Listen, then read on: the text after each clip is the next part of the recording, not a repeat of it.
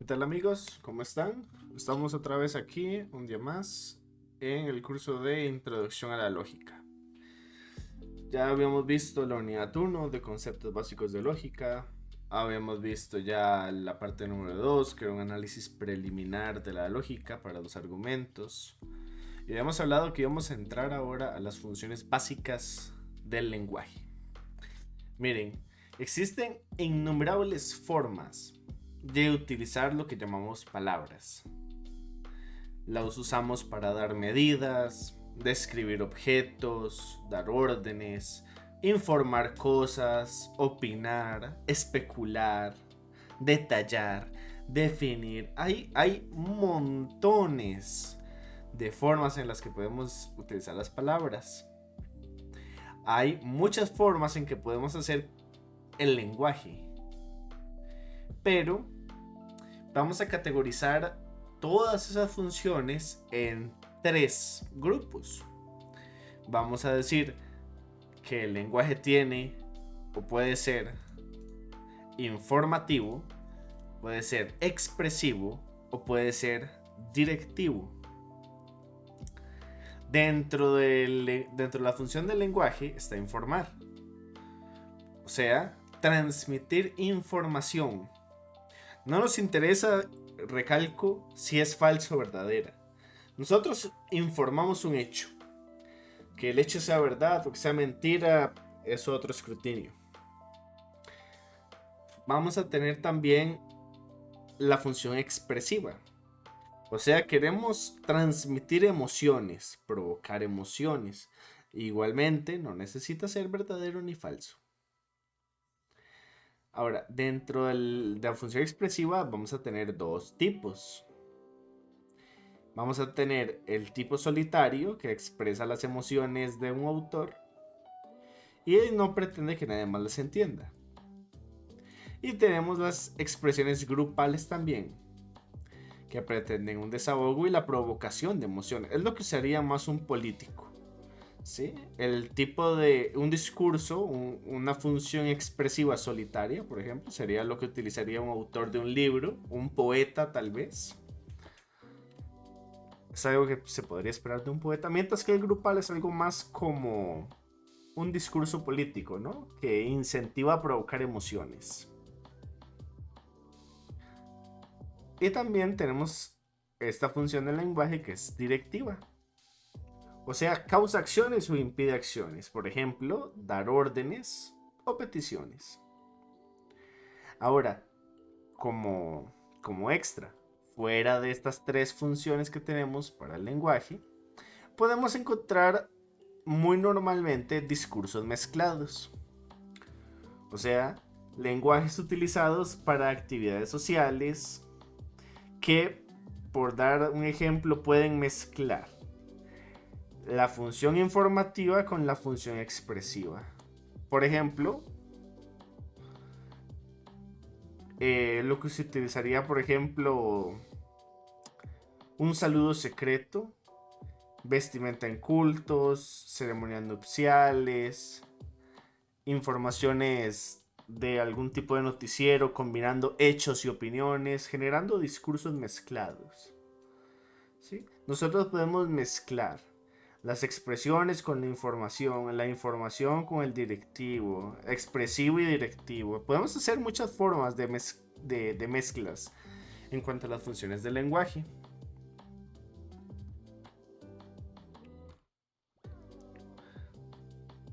La forma más básica del lenguaje suelen ser las oraciones. Repito una vez más, la forma más básica para el lenguaje son las oraciones. ¿Por qué? Porque expresan sentimientos completos. Las oraciones las vamos a clasificar en cuatro categorías. Las podemos acomodar por forma y por función. Si nosotros agarramos las oraciones, que son la forma básica del lenguaje, y las partimos, podemos tener de oraciones declarativas, interrogativas, imperativas y exclamativas. Si queremos dividirlas por su función, la función de la oración con base en el lenguaje sabemos que es directivo, expresivo e informativo, que son las que venimos de ver. Estas tres. Ahora, sabiendo que la oración es la forma básica del lenguaje y sabemos que nosotros no usamos oraciones para el análisis de argumentos, nosotros usamos proposiciones. Cabe recalcar cuál es la diferencia entre una oración y una proposición. Todavía, por si no les ha quedado claro toda la estructura que hemos llevado a las proposiciones. Dice, la oración por sí sola tiene sentido. Por sí sola tiene sentido. Mientras que la premisa necesita tener otras de ellas. No teniendo sentido sola. Además, como ya hemos dicho unas 1000 veces, las proposiciones necesitan sintaxis específica. O sea, se necesitan una forma estructural que ya hemos visto. Estas son las diferencias que hay entre las oraciones y las proposiciones. Las oraciones no tienen formas específicas, ¿sí? Ni tampoco dependen de otras oraciones para tener sentido. Las proposiciones sí. Dentro del lenguaje también vamos a tener el lenguaje emotivo, que va a recaudar también, va a recalcar lo que son las disputas. Las oraciones, fuera de cumplir distintos propósitos, tanto en forma como función, ¿sí? Aquí tenemos la forma de las oraciones y las funciones que pueden desarrollar dentro del lenguaje, les van a permitir emitir significados. Las palabras que utilizamos para referirnos a las cosas tienen un marcado efecto sobre las actitudes en ella. ¿Sí? Esto lo vamos a ver mejor con el ejemplo. Recalco una vez más, las palabras que utilizamos para referirnos a las cosas tienen un efecto sobre ellas. Aquí pongo, como menciona Shakespeare, una rosa es una rosa y su aroma siempre dulce, sin importar cómo la llamemos. Pero nuestra respuesta hacia la rosa es la que se modifica acorde a las palabras. Por ejemplo, hay personas que no comen carne de tiburón, pero sí la consumen cuando se las venden como trucha de mar. ¿Ven la importancia que va teniendo el lenguaje? El lenguaje es muy relevante y no lo podemos ver como una cosa aparte de la lógica. Porque si bien la lógica analiza lo que es la estructura en las proposiciones que vayamos a utilizar y en cómo se relaciona una proposición con otra, a veces el lenguaje puede influenciar en las palabras que se utilizan para alterar relaciones. Por esto es importante conocer que el lenguaje, ¿sí? El lenguaje puede emitir significados acorde a las palabras que se puedan utilizar. No es lo mismo decir un gilipollas que un hijo de puta, que un malnacido, que un hijo de la gran perra. No, porque todos van a tener un peso diferente, un significado diferente. ¿Sí? Entonces, no es lo mismo analizar un hijo de perra que un gilipollas que un hijo de la gran puta. Su estructura va a cambiar y su significado también va a cambiar. Porque acuérdense que también para el análisis lógico, ¿sí? Nosotros podemos analizar distintas proposiciones en un argumento, pero acuérdense que ese argumento necesita tener significado en un determinado contexto. Y cuando juntamos la parte lógica con la parte del significado, ocupamos el lenguaje emotivo. Y el lenguaje emotivo puede traer muchas diferencias. Entonces, ojito con eso. Esto nos lleva a conocer lo que son los eufemismos. ¿Qué es un eufemismo? Un eufemismo es el esfuerzo para cambiar actitudes hacia ciertos hechos contundentes. Por ejemplo, Es decir, palabras suaves para realidades un poco más duras. Aquí ponemos el ejemplo. No le decimos negro, le decimos persona de color, persona afrodescendiente. No le decimos un ladrón, le decimos amigo de lo ajeno. Le decimos rata también. No le decimos alto, le decimos gigante, jirafa. Torres también le podemos decir. No le decimos diablo, le decimos chamuco. ¿Sí? Estos son los eufemismos. Son palabras que sirven para cambiar actitudes hacia hechos contundentes. Son palabras que se utilizan para cambiar el significado de cierto argumento. Porque una vez recalco, el argumento no es solo estructura. El análisis lógico sí es solo una estructura, pero el argumento tiene estructura y significado. Y podemos analizar los dos. Ocupamos el lenguaje para analizar el significado y la lógica para analizar la estructura. Necesitamos que el argumento esté bien hecho, bien estructurado para emitir un mensaje, y además ocupamos que el mensaje sea lo más claro o lo más preciso, o que sea lo que nosotros queremos expresar y que no se malinterprete con otras formas. ¿Sí? ¿Por qué? Porque las palabras en el lenguaje, gente, no son literales. Lo que en mi país significa una cosa, en su país significa otra. Eso es algo que se tiene que tener muy en cuenta. Las palabras en el lenguaje no son literales.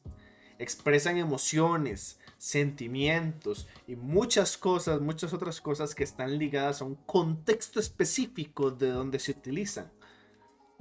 ¿Sí? Hay palabras, hay comunidades que categorizan una mala palabra, pero la mala palabra se internacionaliza, por decirlo de alguna manera, y cambia su significado. Y después la gente que conoce dónde nació la palabra se molestan un montón porque el resto del mundo no entiende la palabra y hay conflictos, todo. Pero es que se tiene que entender que el lenguaje está vivo, que no es literal y que expresa emociones y sentimientos a través de un contexto. Eso es lo más importante que tiene. Por eso hay argumentos y discursos que funcionan en un lugar y en otro no. En una empresa sí, en otra empresa no. Hablar de cierta manera me sirve con una persona, hablar de cierta manera me sirve con otra persona. No es lo mismo usar el lenguaje y los eufemismos que utilizo con mis familiares, con mis amigos, que con un policía, que con un director, que con un profesor. No es lo mismo.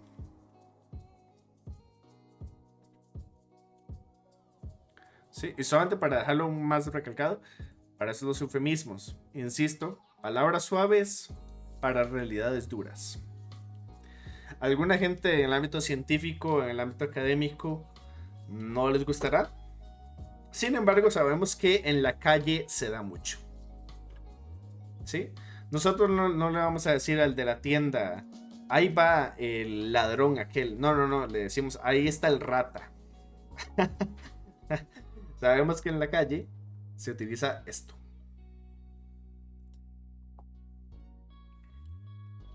Esta es una pequeña reflexión acerca del lenguaje emotivo. No tengo aquí el autor de la cita, lastimosamente no lo encontré, pero es una frase que saben muchas personas y casi que todo el mundo.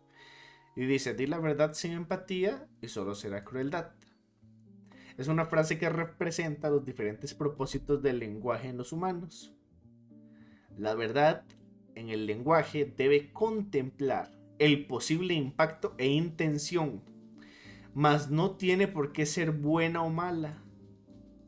Esto es algo que tiene que resaltar. La verdad, nosotros la podemos modificar mediante eufemismos, porque la verdad debe contemplar el posible impacto e intención. Ese es el favor que le está haciendo el lenguaje humano a la verdad. Porque la verdad como un hecho que tenemos en la realidad, es dura. es fría, no le importan las emociones, ni los sentimientos, ni los juicios, ni las opiniones. Porque la verdad es un hecho. Y el hecho es de parte de la naturaleza. Y la naturaleza no va a contemplar ningún rasgo humano. Entonces, en ese sentido, nosotros tenemos que valernos de nuestra conexión al mundo, que es el lenguaje. Utilizando eufemismos, formas de aproximarnos para contemplar posibles impactos e intenciones, ¿sí? Que puedan hacer la verdad un poco más tolerable, un poco más humana, un poco más cálida. Por eso es la frase, di la verdad sin empatía y solo será crueldad. Si nosotros decimos la verdad sin empatía, sin eufemismos, sin preocuparnos por las funciones que pueda tener el lenguaje y el impacto que vaya a tener, mejor enséñenme en el hecho. ¿Sí? No me digan que la persona murió, enséñenme el muerto. ¿Saben? Porque a veces las palabras que se puedan utilizar, la forma de relacionar el lenguaje y sus funciones, puede hacer que el hecho sea 1000 veces peor o 1000 veces mejor. Entonces es muy importante esta parte de, bueno, yo la considero importante, tener esa reflexión sobre el lenguaje emotivo. Es que no es solamente hablar del lenguaje emotivo, es concientizar también del impacto que este tiene. ¿Ven? El lenguaje es tendencioso. Es usado en los medios también para manipular la opinión pública o las personas en general. Muy importante, el lenguaje es tendencioso. Un noticiero puede hacer que una noticia suene 1000 veces peor, 1000 veces mejor. Puede generar empatía. Hay que tener mucho cuidado con eso. Más que todo en noticieros locales o nacionales, donde siempre se trata de influenciar la opinión pública. Es muy importante tener esto presente. El noticiero en sí debería ser mostrar la verdad mediante el hecho, no mediante un lenguaje de bajo impacto, en mi opinión personal. ¿Sí? Bueno. Pasados lo que es las funciones básicas del lenguaje, todo lo que es el lenguaje emotivo, entramos al tema de la disputa. En este caso, la disputa verbal. ¿Qué es la disputa verbal? ¿Cómo nace la disputa verbal? Es el resultado posiblemente de malentendidos lingüísticos. Ojo con esto. La disputa verbal puede ser un malentendido, una expresión muy brusca, con mucha carga emocional, o malas definiciones. Qué curioso, ¿no? Que en el lenguaje ocupemos normas para no solamente regular su impacto, sino que además necesitamos normas para que se entienda. Significa que cualquier palabra no nos sirve en cualquier ocasión, porque puede llevar a estos problemas. Veamos. Dentro de las categorías de las disputas verbales, podemos nosotros distinguir 3 tipos de disputa. Nosotros tenemos la disputa genuina, tenemos la disputa verbal y tenemos disputas de criterio. ¿Cuándo es una disputa genuina? Cuando ambas partes difieren, por gusto, por creencia, llevándose la contraria. ¿Cómo sabemos que es una disputa genuina? Porque lo que está generando el problema no suele ser el lenguaje y por ende no se puede solucionar por esta vía. Esto es una disputa genuina. A mí me gusta el rojo, a ustedes les gusta el negro. A mí me gusta lo azucarado, a ustedes les gusta lo dulce. A mí me gusta la derecha, a ustedes les gusta la izquierda. Son problemas de hecho. Este problema de hecho no se resuelve mediante el lenguaje. Ahora, una categoría más abajo, la disputa verbal. ¿Qué pasa con la disputa verbal? Se utilizó una frase que ¿Dónde está? Aquí está. Son malentendidos. Es una frase que puede usarse con malentendido, que por lo general centra el argumento en un exceso de carga emocional. Por ejemplo, si yo les digo estúpidos, estúpidos bajo un contexto de estrés, es una sola palabra que puede llevar mucha carga emocional. ¿Y qué es lo que queremos hacer nosotros aprendiendo esto tan básico del lenguaje? Nosotros no queremos concentrar palabras. ¿Por qué? Por esto. Porque el lenguaje es emotivo. Si nosotros sabemos que el lenguaje es emotivo, sabemos que el lenguaje lleva cargas de significados. Lo que nosotros queremos hacer ante un conflicto verbal es aumentar el vocabulario. Eso es lo que vamos a querer hacer. Porque como en la disputa verbal son malentendidos, pueden pasar dos cosas. La persona me está entendiendo mal, está malinterpretando lo que estoy diciendo, pero esa malinterpretación es porque tal vez yo le estoy diciendo de una manera que no es la más adecuada. ¿Sí? Vamos a quitarnos aquí ese chip de que el otro es un tonto, el otro es un bobo, que no me está entendiendo, y mejor digamos, tal vez yo no me estoy explicando de la mejor manera. ¿Sí? Quitemos eso de que el problema es del otro y involucrémonos en que tal vez el problema es nuestro y no nos estamos explicando de la mejor manera. Ahí vamos a tener un lenguaje, una disputa verbal, ¿sí? Porque vamos a tener un malentendido. La tercera categoría de disputa que vamos a tener es una que es de criterio. O sea, aparentemente verbal, pero termina siendo genuina. Tenemos un desacuerdo en cuanto a la aplicación de un término que es clave en el argumento, pero al resolverse no cesa la problemática. Esa es la clave. Cuando resolvemos el conflicto mediante las palabras, todavía hay un conflicto más grande detrás. Eso es una disputa por criterio. Una disputa verbal se refiere a malentendidos o palabras que están emocionalmente muy cargadas. Y tenemos la disputa genuina. ¿Qué soluciones le podemos dar? Veamos. Las soluciones a los problemas del lenguaje más comunes. Porque soluciones hay muchas. Hay montones de soluciones. Hay mediadores que son expertos en solución de problemas de un tipo, de otro tipo, etc. Pero vamos a ver algunas que son muy comunes. Por ejemplo, las expresiones muy bruscas. Como les decía, expresión muy brusca. Es una disputa verbal.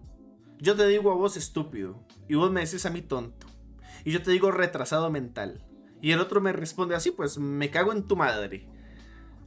Y estamos elevando las expresiones, ya están cargándose emocionalmente mucho más, se están volviendo más bruscas. Y tenemos una disputa de tipo verbal. Ya sabemos cómo surge. ¿Cuál es la solución? Eufemismos. Ya no voy a decir me cago en tu madre, vamos a decir me cago en tus muertos. O me cago en, no sé, lo que se me ocurra. O ya no digo directamente me cago, sino que empiezo a bufar. ¿Sí? Hay otras maneras, eufemismos tanto verbales como no verbales. Por ejemplo, no te insulto. Le pego al carro, le pego al piso, le pego a la pared, respiro más profundo. Hago más acciones para poder distribuir la expresión. ¿Sí? Esa concentración emocional que lleva la palabra con el eufemismo vamos a intentar de aumentar. Distribuimos la carga emocional en un conjunto de palabras. Aquí lo tenemos. Un exceso de carga emocional lo solucionamos como aumentando el vocabulario. Pero ahora, vean el problema. Resolvimos aquí en la disputa de la ambigüedad, resolvimos el malentendido lingüístico. El malentendido lingüístico es que yo me explico mejor. No es que vos seas tonto, es que tal vez yo no me estoy explicando de la mejor manera. Resolvemos las expresiones bruscas mediante el lenguaje. ¿Cómo hacemos eso? Distribuyendo mejor las emociones con distintos eufemismos, alargando más las oraciones, mejorando nuestro vocabulario. Así también resolvemos el exceso de carga emocional. Pero ¿qué pasa con una mala definición? La mala definición es un problema muy serio, porque entonces ya no cae en un problema directamente con el lenguaje. La mala definición causa problemas mayores. Bien, ¿por qué va a causar problemas mayores una mala definición? Porque vean que dentro de las formas básicas del lenguaje, dentro de la utilización clásica del lenguaje, nosotros tenemos todo muy bien definido. ¿Para qué sirve una oración declarativa? ¿Para qué sirven las interrogativas, imperativas, exclamaciones? ¿Sí? ¿Para qué funciona el lenguaje directivo? ¿Para qué funciona expresarnos? ¿Para qué funciona informar? Todo eso nosotros lo tenemos muy claro. Lo que costaba aquí era el tema del lenguaje. El hecho de que el lenguaje sea emotivo es una gran complicación para diferentes tipos de análisis argumentales.